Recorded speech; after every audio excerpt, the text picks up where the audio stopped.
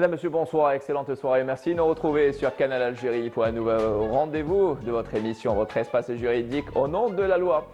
L'espace à travers lequel nous vous informons et répondons à vos questions au nom de la loi, rien qu'avec la loi. Et j'ai l'immense plaisir d'accueillir Maître Fatima Zohra Benbraham, avocate et chercheuse en droit de l'histoire, notre consultante. Maître, bonsoir et bienvenue à vous. Bonsoir, merci. Notre invité ce soir, Kamel Chekatlu, a présenté, théologien et membre de la Ligue des oulémas des pays du Sahel, membre du Conseil éthique et déontologique de l'Agence nationale de la santé et de la sécurité sanitaire, autant pour moi. Et pour ne citer que ces titres-là, Kamel Chekat, bienvenue à vous. Merci, vous êtes chez vous. Salam alaikum. Merci pour cette invitation. Et nous saluons au passage Maître Amar Berham, bâtonnier de l'Ordre des avocats d'Oran, qui s'absente pour cette émission que nous retrouverons bien évidemment l'émission prochaine. La famille au cœur au nom de la loi ce soir. On va parler des fondements de la famille, également de son rôle social, politique. Maître, vous insistez sur cela. Et aussi l'encadrement juridique et religieux de cette famille. Si vous permettez, Maître Fatima Benbraham, Kamel Chekat, d'abord, comment la religion musulmane, comment la charia a évoqué, a décrit la famille Kamel? Écoutez, bon, tout d'abord, puisque nous sommes dans une émission qui traite de la loi, il ne faut pas, quand nous abordons le volet religieux, il ne faut pas l'aborder sous le prisme occidental, qui subit ou qui agissent toujours sous l'effet de pesanteur historique. N'oublions pas que l'Europe a été malmenée, on peut dire ça, par une église qui fonctionnait selon un modèle théocratique, théos kratos. C'est le pouvoir de Dieu sur terre, et ce pouvoir est incarné par le pape et par les ecclésiastes. Nous sommes beaucoup plus dans une logique théocentrique, c'est-à-dire que nous essayons de trouver des solutions aux problèmes qui se posent en gravitant autour de principes à la base religieux, pas plus ni moins. Ça veut dire que, en termes de droit, nous sommes beaucoup plus dans ce qui a trait à être contemporain, quelque chose qui est à même de résoudre les problèmes nouveaux qui se posent à nos sociétés, que dans une logique qui vise à faire valoir des principes de plusieurs siècles. Ça ne sert absolument à rien. Donc, le Coran, comment est-ce qu'il voit la famille? Le Coran, déjà, si nous allons vers le décalogue, c'est-à-dire les 10 commandements selon le Coran, après l'unicité de Dieu, que nous appelons Tawhid, il y a la piété filiale envers le père et la mère. Ça, c'est la première chose, c'est-à-dire respectez vos aînés pour que vous soyez respectés. Et puis, ensuite, le mariage en lui-même s'intègre ou bien fait partie intégrante de ce que nous appelons maqasid sharia, les vocations majeures de la révélation coranique, qui visent à préserver la lignée. Certains parlent de l'hifad ala al-nasl, d'autres parlent de l'hifad ala al-ird. Donc, après avoir préservé la lignée, on va beaucoup plus aller vers la préservation de la dignité humaine. Le mariage a été fait pour ça. Et quand nous parlons je dis le mariage parce que c'est la base même du fondement de la construction d'une famille, en tant que cellule sociale. Ensuite, vous avez une multitude de principes qui vont se greffer à cela, mais la famille, elle joue, ou bien l'institution du mariage, le mariage en tant qu'institution, joue un rôle primordial. Et c'est à partir justement de cette union homme-femme que va s'élaborer la vie. Ensuite, il y a une multitude de choses sur lesquelles on pourrait déborder.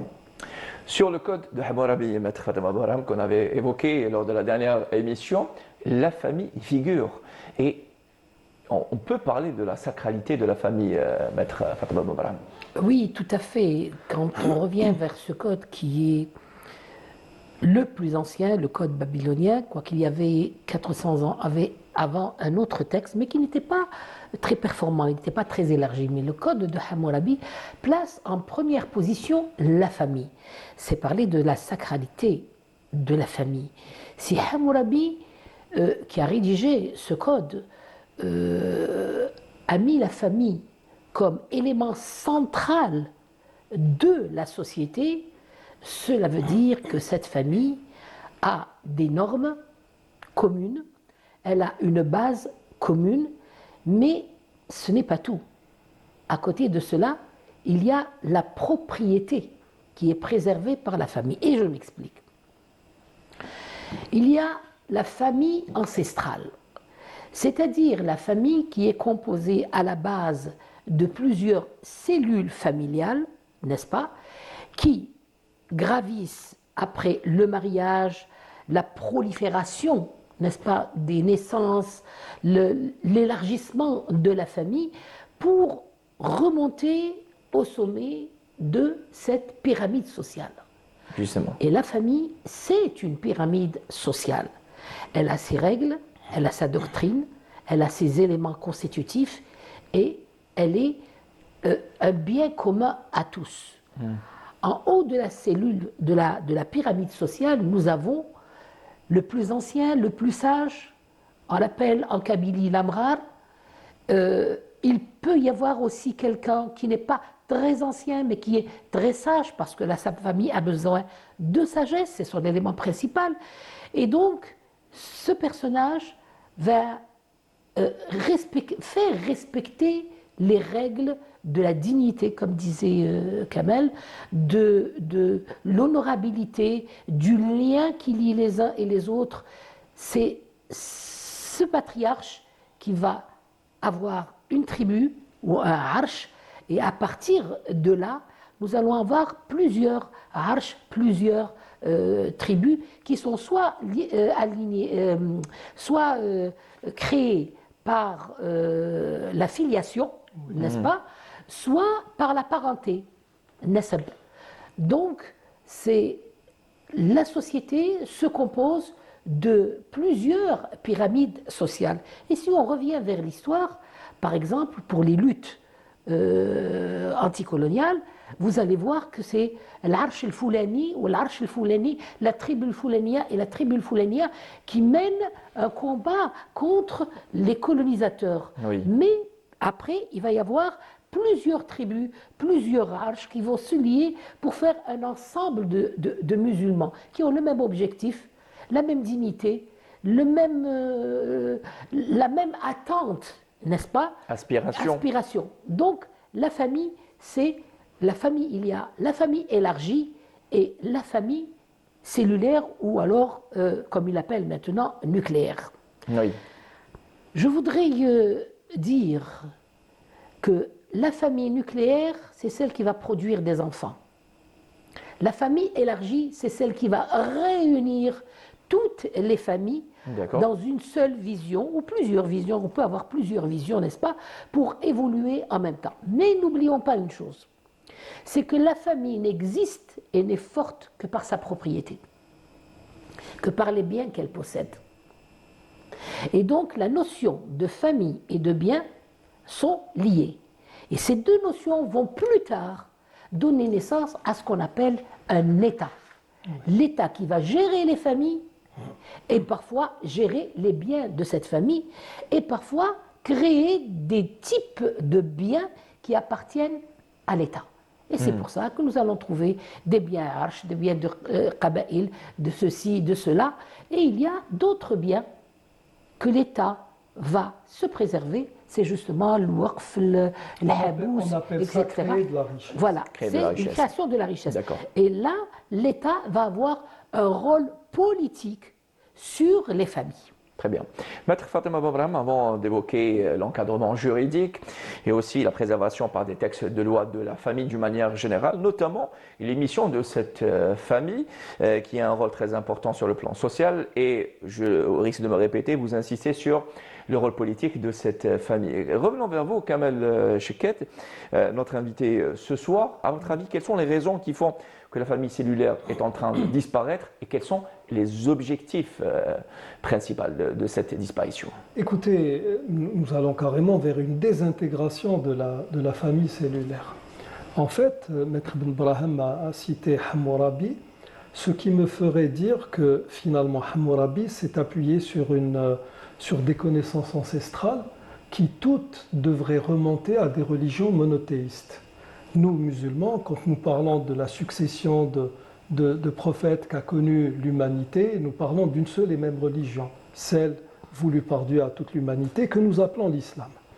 Et même d'un point de vue purement académique, quand on étudie bien les religions, on se rend compte que les appellations que nous leur connaissons actuellement et qui sont autres qu'islam, le judaïsme ou bien le christianisme, nous savons à quel moment sont apparues ces appellations, qui n'étaient pas celles initiées par les prophètes, les nobles prophètes qui sont venus avec ces deux doctrines. Enfin, c'est une seule et même doctrine, mais avec ces deux appellations, à savoir Moïse et Jésus, paix sur eux.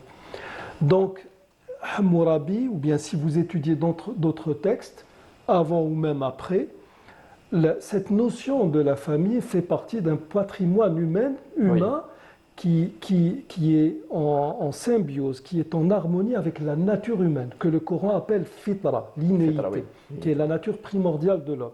Que vous alliez chez Hammurabi ou bien dans la charte du Mandé de Sundiata Keita, c'est la même vision. On va préserver l'être humain, sa dignité.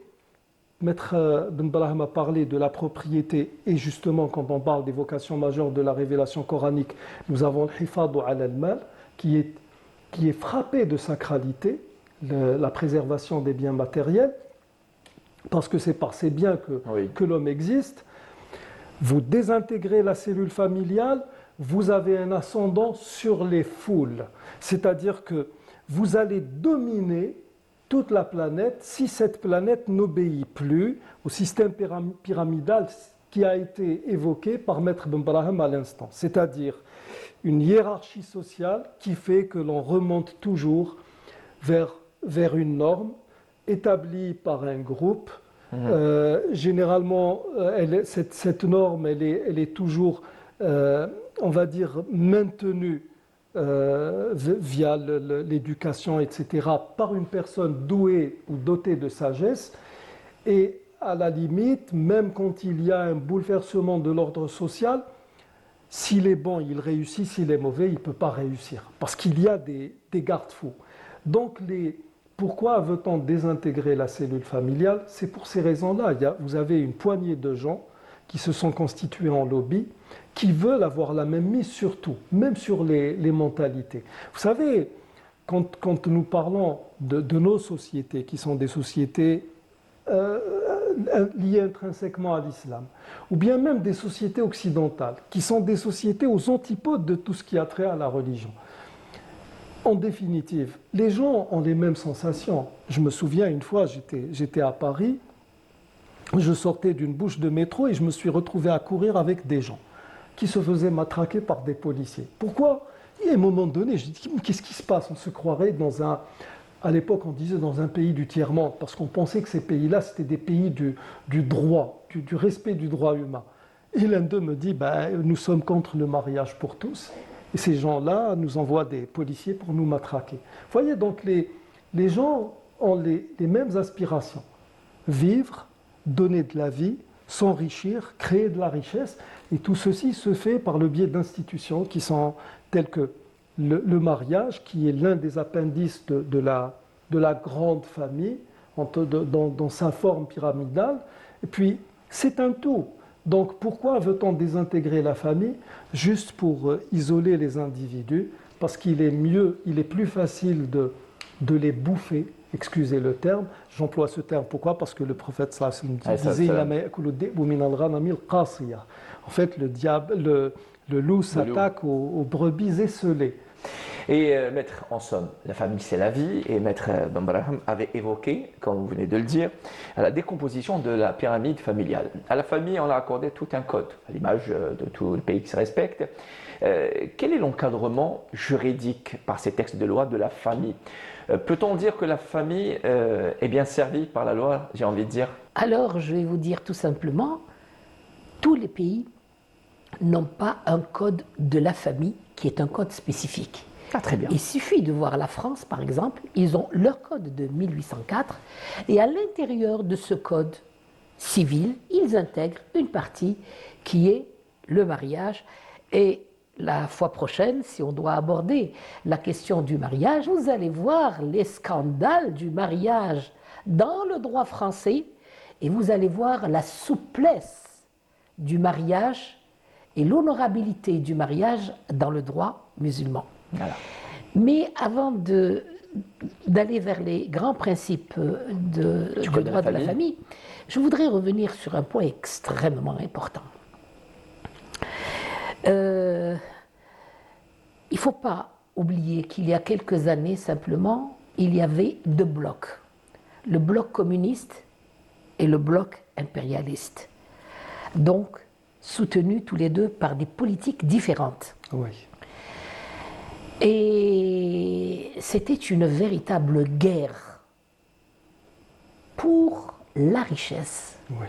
Autant dans un système impérialiste, la richesse était entre les mains d'un groupe.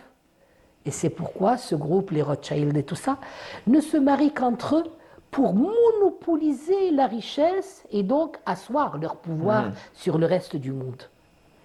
Dans un système socialiste, je vous enverrai un livre que je considère comme extrêmement important et à l'antipode de la philosophie politique d'un système impérialiste. Très bien. C'est dans le communisme, rappelez-vous le livre d'Engels, qui, le titre c'est « L'origine de la famille, de la propriété et de l'État ». Lui, il ramène la famille à l'instrument de travail, à l'outil familial par lequel la famille s'enrichit et se développe. Et c'est ce schéma qu'ils vont utiliser dans un système socialiste où vous vous souvenez, les kolkhozes et toutes ces histoires, les sovkhozes et tout ça, c'était tenu par des familles qui travaillaient et qui produisaient de la richesse. Donc l'intéressement de l'individu à la famille et son intégration à la famille et le profit de son travail pour l'enrichissement de la famille. Oui. Ils ont fait d'une famille une cellule de production, mais une cellule de richesse également. Donc l'État ne s'enrichit que si la famille s'enrichit. L'État ne s'enrichit que si les associations de familles travaillent dans l'intérêt de tous et non pas dans l'intérêt des uns ou des autres. Et en finalité, la propriété de l'État va échapper aux familles. Elle va revenir à l'État, mais ça sera la source de vie des familles et ça sera également la source de la politique socialiste. Vous voyez que le schéma est totalement inversé. La participation de tous à la vie politique et à la vie économique, de l'autre côté, l'exploitation de tous pour une famille qui est la plus forte, celle qui détient les instruments de production et qui détient la richesse et qui détient les cordons de la bourse et la propriété. Donc c'est pour vous dire que l'enjeu de la famille est extrêmement important. Nous venons d'expliquer comment une famille pyramidale pouvait vivre et produire de la richesse, mais selon un modèle musulman. Parce que dans l'islam, et je crois que je suis mal placé pour parler des grands principes de l'islam devant mon ami Kamel, il vous rassure. Je crois que pour l'islam, c'est la participation de tous et le partage uni. Donc l'unité de tous dans cette grande famille qui est, on va dire, la famille élargie. Là, nous allons beaucoup plus vers une notion de famille humaine. Voilà. Par le lien par l'humanité. Où il faut remarquer une chose, c'est que la cellule familiale qui se composait du père, de la mère et des enfants va acquérir avec l'âge une expérience, elle va acquérir de l'argent, elle va s'enrichir, elle va travailler, puis après elle va commencer à perdre son énergie, à perdre ses forces, à perdre son instrument de travail parce que l'âge, la vieillesse étant là. Eh bien la prise en charge de toutes ces familles, de toutes ces personnes, sera assurée par les générations qui viennent. Et c'est ça la famille élargie. Je reviens à ce que disait Kamel et que je trouve extrêmement intéressant. Effectivement, comme il y a eu le partage du monde, il y a eu une politique de partage, d'éclatement de la société. Et depuis le XXe siècle, début du XXe siècle, on parle de la famille nucléaire. Moi, je n'ai jamais compris pourquoi on a essayé de l'appeler famille nucléaire. Quand je suis allée chercher, je trouve nucléaire qui se rapproche à l'arme nucléaire. L'arme L'explosion nucléaire de cette arme. est une arme de destruction massive. Ne l'oublions jamais.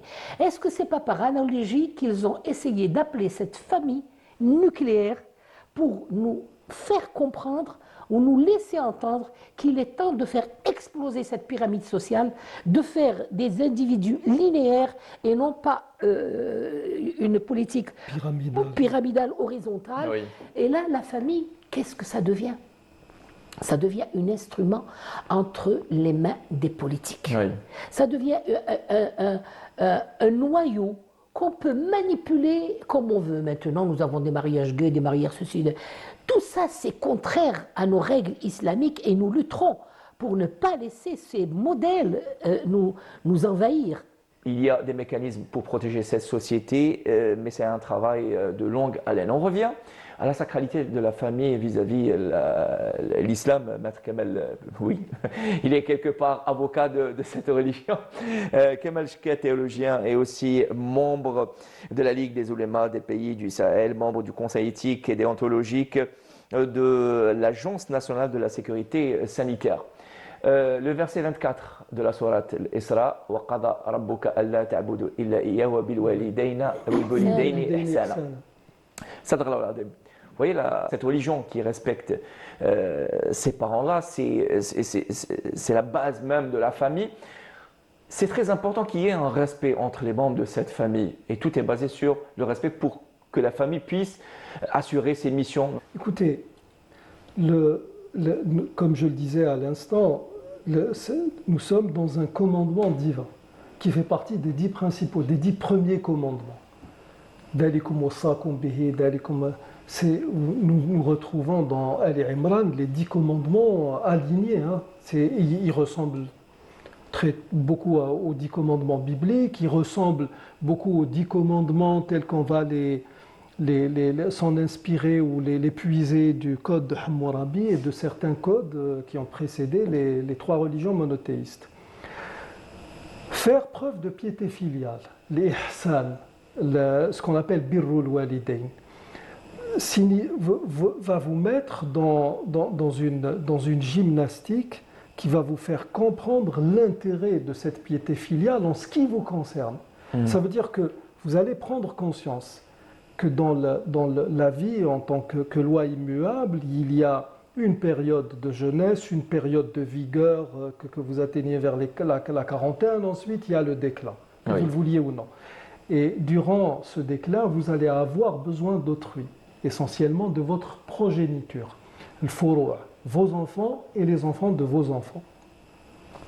Quand vous êtes dans cette logique, vous sentez à l'aise dans la mesure où vous vous dites, voilà, quand je serai à leur place, je trouverai qui prendra soin de moi. On se sent protégé. On se sent protégé. Oui. Donc, on ne perd pas espoir dans la vie, on reste dans une sorte de positivisme et on va aller de l'avant. Sauf que la chose ne peut se faire que si l'on est dans cette logique de famille pyramidale.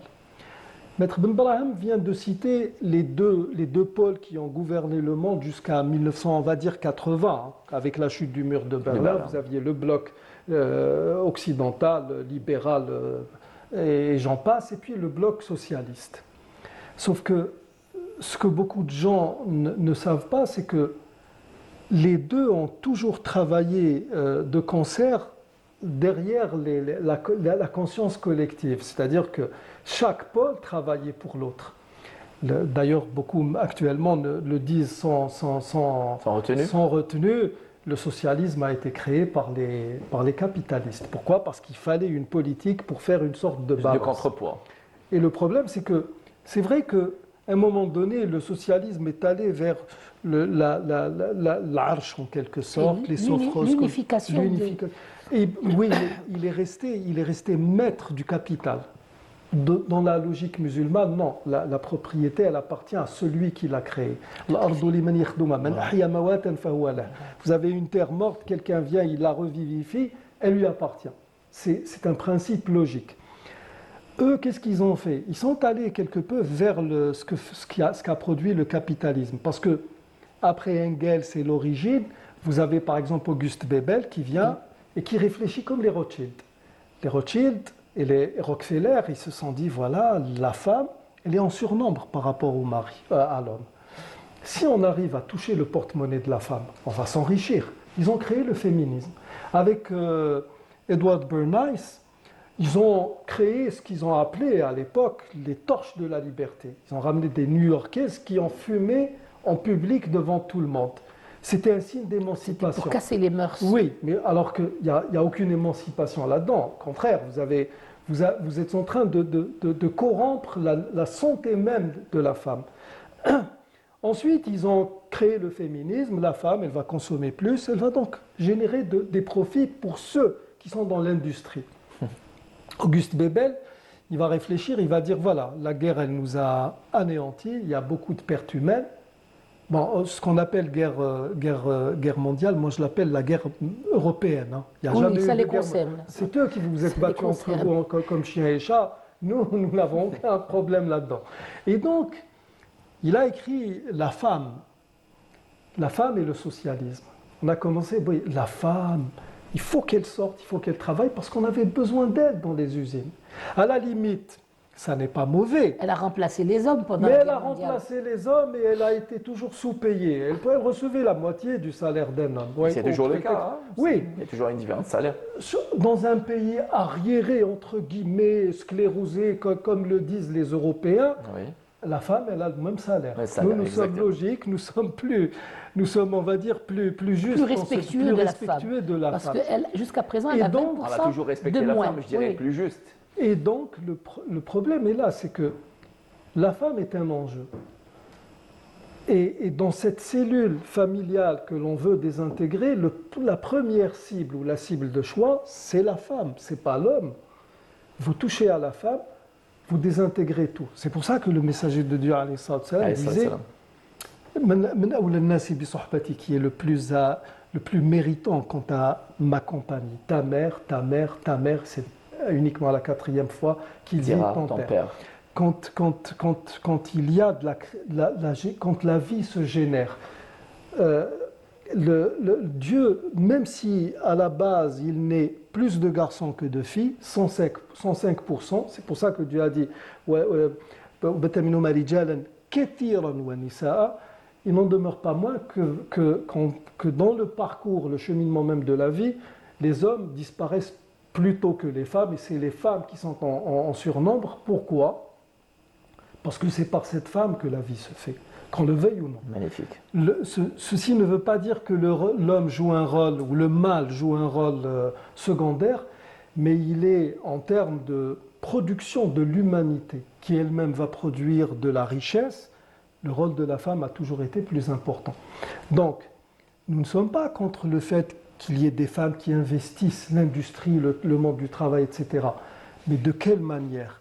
Et est-ce que ça ne peut pas corrompre l'ordre social par le biais de la désintégration de cette famille ? Tous les enjeux sont là. Et toutes les politiques sont basées sur ça, si vous analysez bien ce qui se passe dans le monde. Excellent. Je voudrais abonder dans le sens de Kamel. Je trouve sa réflexion très, très intéressante. Effectivement, un homme qui travaille se fatigue beaucoup plus à l'extérieur, n'est-ce pas ? Et la durée de vie, paraît-il, d'un homme est inférieure. Oui. Et regardez comment Dieu a donné un pouvoir de continuité à la femme.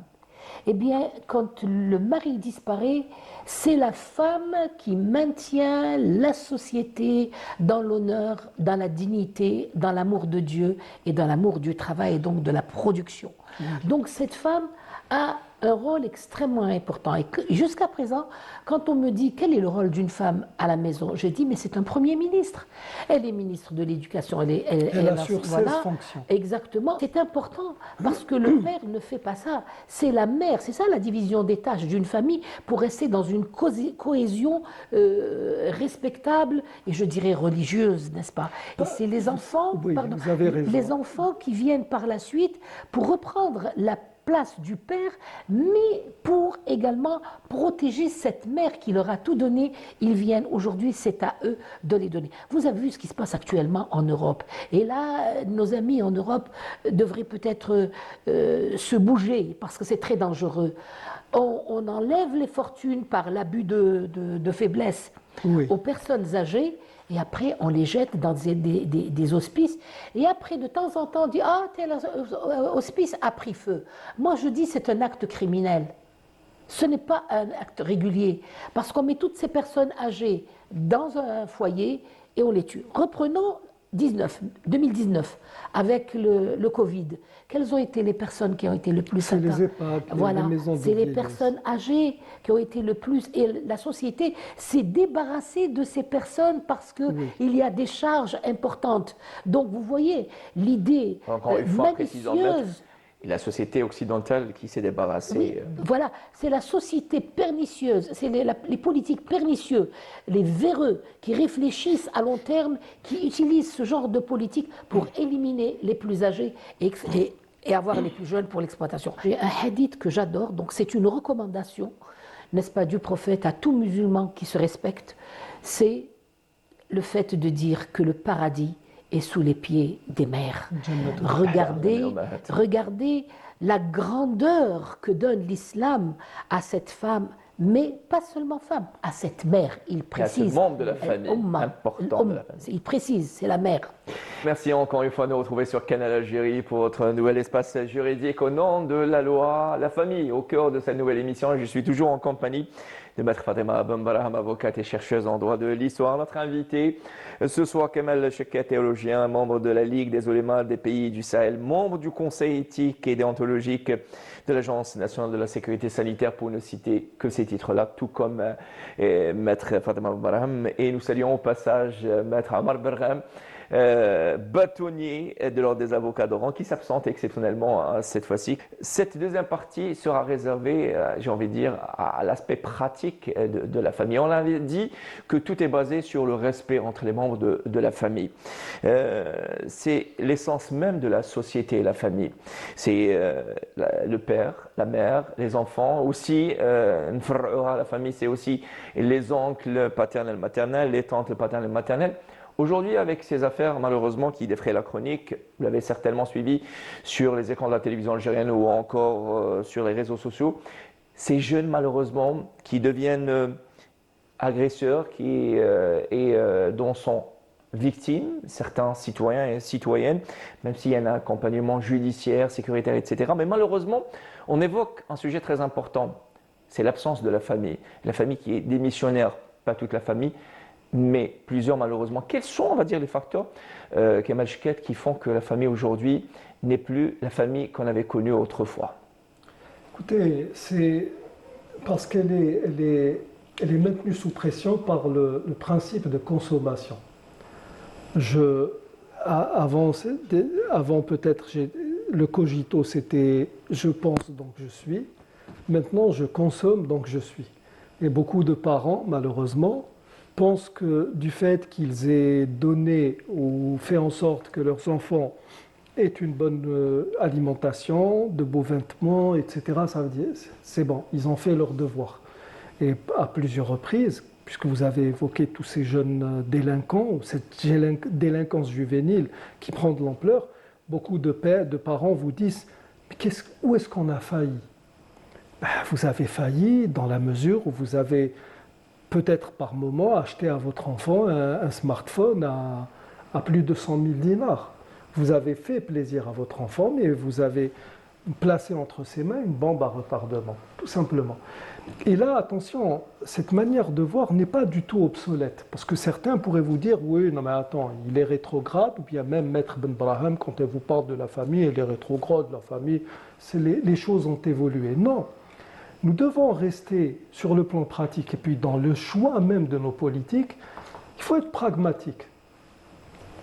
Nous avons actuellement, ou du moins tout ce que nous avons pu dire jusqu'à présent, se plaide par une science avérée que nous appelons les neurosciences. Oui. Une femme au foyer est mal vue par la société de consommation, alors que il n'y a rien qui puisse faire que cette femme soit mal vue ou soit considérée comme une femme démunie. Dans la mesure où elle produit de la vie, elle produit une richesse morale, mentale, elle est de tout genre. Et donc, il faut revoir un peu ces normes distinctives qui font que voilà, telle chose passe, telle autre chose ne passe pas. Il faut voir ce que veut la nature humaine et ce que dicte la culture du moment. Parce que là, honnêtement, il n'y a pas longtemps, j'ai dû faire une conférence sur les droits de la femme. Et j'ai dit, nous allons étudier les droits de la femme selon ce que dicte la nature humaine et ce que dictent les normes actuelles, qui sont des normes qui normalisent la normale par moment. Et donc c'est à partir de là qu'il va falloir commencer à travailler et voir quelles ont été les erreurs. Il y a aussi une chose. Sidna Uthman ibn Affan disait « Dieu règle par l'autorité ce qu'il ne règle pas par l'exhortation coranique. Inna Allah yaza'u bis-sultan ma la yaza'u bil-Qur'an » Tout nécessite aussi une certaine fermeté. Si maintenant nous sommes des familles, c'est tout cet ensemble de familles, ce tissu social, s'il n'est pas bien managé par des politiques qui sont élaborés par une personne morale que nous appelons l'État, ça ne sert à rien. C'est pour cela que quand vous étudiez le droit canon, ce qu'on appelle siyasa al-shar'iyya, ce qu'on va traduire littéralement par politique licite ou système de gouvernance, vous allez vous rendre compte que le pouvoir joue un rôle essentiel. Maintenant, est-ce que nous sommes censés réfléchir à nos problèmes et essayer de trouver des solutions adaptées aux problèmes qui se posent pour nous, ou est-ce que nous sommes censés réfléchir dans un cadre global, parce que vous avez des juristes ici en Algérie, contrairement à Maître Ben Brahim, qui viennent vous chanter les louanges de la hiérarchie des lois.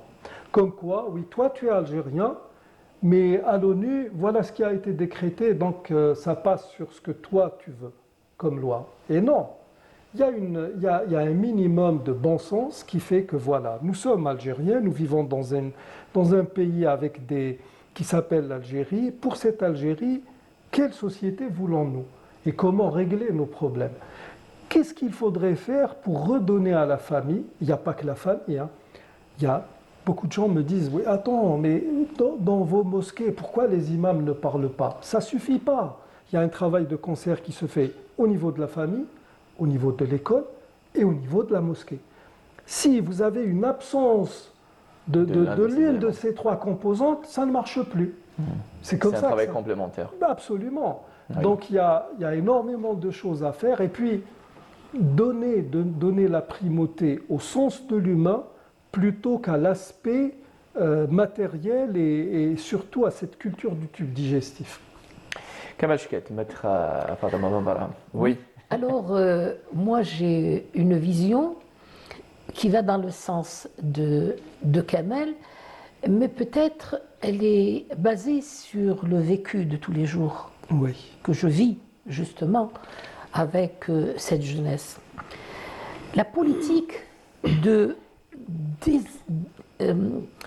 des agrégations de la famille, elle est calculée. Elle est calculée depuis 200 ans. Donc il y a des stratèges de l'ombre qui ont réfléchi à long terme et qui ont compris que si la famille se désagrège, donc on va passer d'un monde sociétal uni à quelque chose qui s'appelle l'individualisation. Absolument. Où chacun va compter sur lui-même. Mais la vie est difficile. Oui. Elle est même très difficile. Nous avons parlé vous nous avez posé la question pourquoi ce climat de tension et de violence.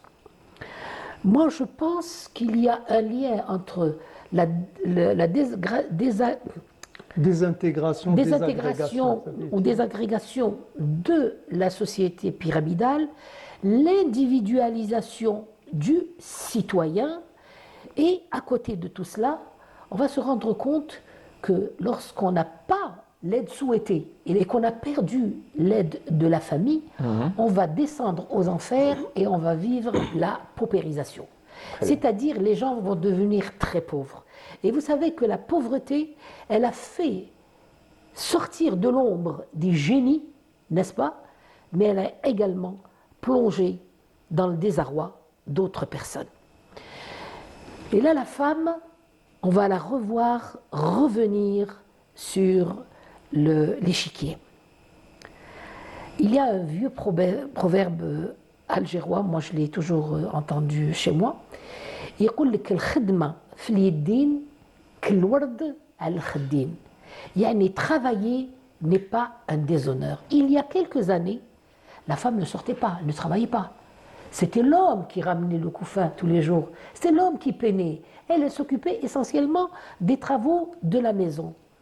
Mais cet homme aujourd'hui, soit il a disparu, soit il ne peut pas faire face aux besoins de la vie, il a besoin d'une autre personne. Et là, ça me rappelle le système économique italien. Le système économique italien, c'est l'Italie, qui a été quand même détruite, qui a subi des guerres, etc., a réussi à se relever. Ce n'est pas par la macroéconomie, les grandes usines, etc. Non, c'est la micro. C'est la microéconomie. Et la microéconomie, nous allons la retrouver chez la femme. Parce que la femme s'est mise à travailler à son niveau. Elle sait faire des paniers, elle fait des paniers, elle les vend, elle produit, donc elle a de l'argent. Elle essaye de sortir de la paupérisation. La microéconomie qui a toujours existé dans la société algérienne. Et alors, il y a quelques années, quand je disais « Al-mar'a laysat dahiya, bel rabiya ». Alors, j'ai eu pas mal de gens « Oui, tu nous as traités de rabiya ». Et je disais aux femmes « Qu'est-ce que tu fais toi à la maison? Toute la journée, tu regardes la télé, ou tu dors jusqu'à 10 heures, ou tu passes ton temps à discuter avec tes voisines. Tu n'es pas une femme productive. » Et c'est pour ça que je suis dit « rabiya ». Non, pas ça. Mais je lui ai dit, dans la vie, il faut toujours s'attendre à des moments difficiles. Un divorce, un mari qui meurt, tu dois te protéger. Donc, qu'est-ce que tu fais? Apprends ce que ta mère et ta grand-mère t'ont appris à faire. Du couscous, le couscous, le hajab, etc. Et voyez aujourd'hui toutes ces femmes qui ont de tout petits magasins minuscules, mais qui vendent tout ça, qui vendent des gâteaux. Voyez là, maintenant, ce développement de cette femme et de sa libération économique. Une fois qu'elle est libre économiquement, elle peut subvenir aux besoins de ses enfants sans le mari. Elle peut subvenir aux besoins de sa famille, de son père, de sa mère, de ses sœurs, de ses frères. C'est une libération. Et là, elle devient al-mara'a ad-dakiya. Donc, il ne faut pas se laisser se cloîtrer dans cette situation de victimisation et se dire, bon, ça y est, mon mari m'a quitté, je n'ai plus rien, je ne sais plus quoi faire. Tu sais faire, tu peux faire. Et tu peux arriver à un sommet de ton économie et du développement de ta famille, de ta personne et de tes enfants. Et alors on parle du rôle économique de la famille encore une fois. Je reviens juste sur le plan pratique, Maître Fatema Barham. On évoquait le sujet de ces délinquants et aussi des délinquants qui se prolifèrent malheureusement, même s'il y a cet accompagnement de l'État. Revenons, alors si toutefois ces délinquants sont mineurs, est-ce que le droit algérien a prévu de responsabilité leur tuteur? Oui, bien sûr. Si l'enfant est mineur, commet un crime, un vol, peu importe, il n'est pas encore émancipé. C'est un enfant qui n'a pas toutes ses facultés mentales et donc la loi lui donne un cadre juridique pour le protéger. Elle le protège d'abord par un arsenal juridique, donc différentes lois, mais elle responsabilise celui sous les ordres ou c'est la tutelle duquel cet enfant est placé. Ça peut être un père, ça peut être un oncle, ça peut être un grand-père, je ne sais pas, mais ça peut être également un tuteur légal qui est désigné par un magistrat, n'est-ce pas, quand il n'a pas de parents ou quand il se trouve... Et même quand il n'a pas de parents, il y a des centres et on a un organe donc, de protection des enfants avec des organes où il faut les mettre. Mais actuellement... Ce que j'ai pu constater dans la prostitution, par exemple, des mineurs, c'est que les filles veulent échapper à l'astreinte familiale et veulent connaître une vie qui était interdite dans la famille pyramidale, où on donnait de l'éducation aux filles, on leur apprenait le bien du mal, où on les protégeait, où on les surveillait dehors. Donc il y avait un suivi de cet enfant. Maintenant, elle échappe à la famille et dès qu'elle est dehors, elle devient une victime, une proie entre des mains tout à fait négatives. Et Ça, dans c'est le- pour les filles. dans le cas où pour les le- garçons, Oui, très pour les bien. garçons, même jeunes, mineurs, beaucoup de majeurs les exploitent et les utilisent dans la vente ou le transport de la drogue. Moi, je me souviens d'un cas qui m'a vraiment, vraiment marqué. C'était un jeune homme qui avait trafiqué, il avait utilisé de la drogue, et quand il est sorti, il disait à sa sœur, ne t'inquiète pas, j'emmène mon petit neveu à l'école, toi tu restes à la maison, je m'en occupe. Mais en fait, qu'est-ce qu'il faisait? Il a repris son travail et il mettait de la drogue dans le cartable du petit. Donc il l'emmenait à l'école, il lui achetait des bonbons et il lui disait, le soir je reviens te chercher. C'était très bien, jusqu'au jour où ils se sont rendus compte que cet enfant, qui n'avait que 6 ans, était transporteur de drogue. Donc vous voyez, le négatif, il a plusieurs voies à suivre. Et D'accord. c'est très, très, très difficile à... Maintenant, quand vous me parlez, si vous me parlez de ces groupes d'agresseurs, eh bien, à l'origine, si on fait un test à ces gens qui agressent avec des couteaux, avec des sabres, avec tout ça, vous allez vous rendre compte que l'élément numéro 1, c'est la drogue, qui s'est généralisée dans les quartiers les plus pauvres. Certains deviennent très riches à partir de ça, et d'autres perdent la vie, et d'autres finissent en prison. Et ça, c'est une nouvelle politique à laquelle l'État et les citoyens doivent faire face. C'est un travail de concert. Alors. Comme disait tout à l'heure Kamel, c'est vrai, il y a la mosquée, il y a l'école, il y a tout ce qu'on veut, mais ça n'est pas suffisant. L'État doit mettre les moyens pour combattre. Et d'ailleurs, le dernier texte de la police judiciaire qui est attribué à l'armée nationale, je pense, je ne sais pas ce que ça va donner, mais je pense qu'il va y avoir un peu plus de rigueur dans ce combat qui est un combat énorme. Pour faire face à malheureusement, à ce phénomène-là. Dernière ligne, Kamel Chekhet, ma dernière question va vers vous. Alors, peut-on dire qu'aujourd'hui, l'absence de la famille ou ces familles qui sont des missionnaires sont à l'origine, malheureusement, de certaines situations désastreuses telles qu'on vient d'évoquer à l'instant? Écoutez, comme l'a si bien dit Maître Ben Brahim, ce que nous sommes en train de vivre c'est la conséquence de toute une politique qui a été savamment préparée depuis plusieurs siècles. Peut-être que ça a été couché sur papier avec ce qui a été dénoncé en 1907 par Sergueï Nilus, et nous n'avons que la moitié des protocoles des sages de Sion, mais c'est des politiques.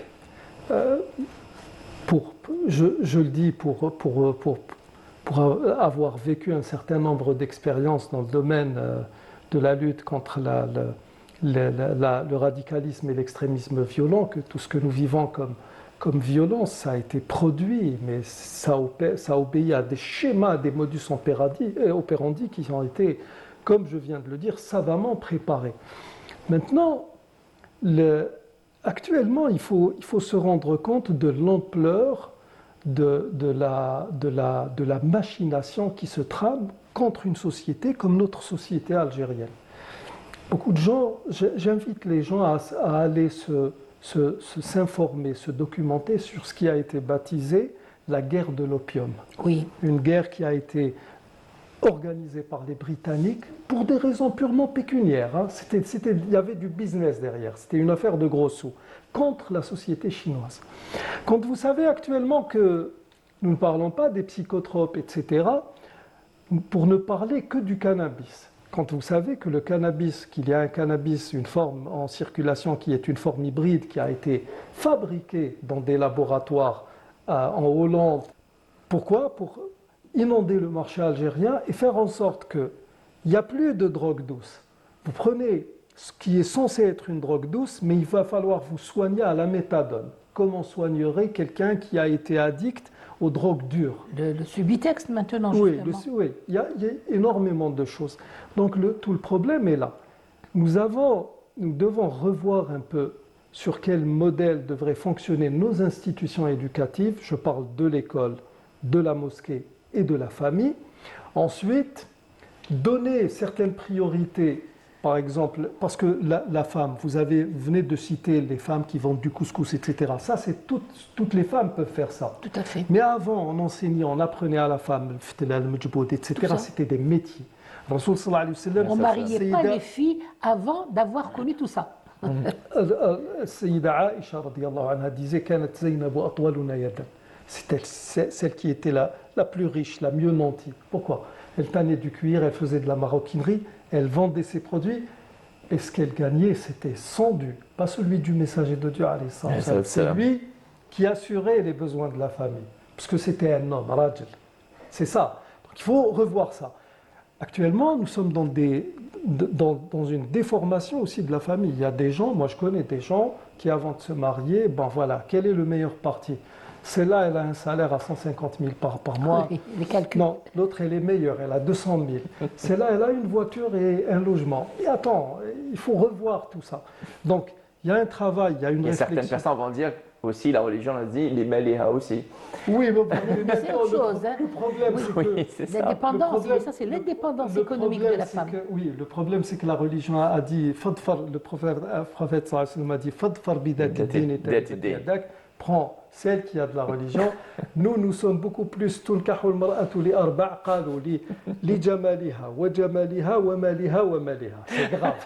Ça, nous avons déformé. La duplication. C'est Oui. ça. Donc il faut vraiment un travail de réflexion, un travail de fond qui se fait de manière collégiale. Oui, C'est pas uniquement l'Aïmma et les mouftis qui vont Oui. trouver une solution, c'est pas uniquement l'État aussi. oui. Et puis, à partir de là, essayer de trouver un cadre qui serait vraiment favorable à un règlement, une solution à tous nos problèmes. Merci beaucoup, Kamel Cheket. Sur cette belle note, on termine. Nous avions à la fin de ce numéro spécial consacré à la famille. Kamel Cheket, vous étiez notre invité.